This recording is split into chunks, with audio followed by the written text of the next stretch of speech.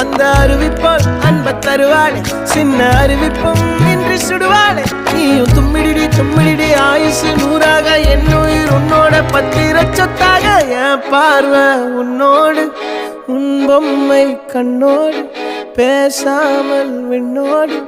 நாம் மிதந்து போவோம் காதாரா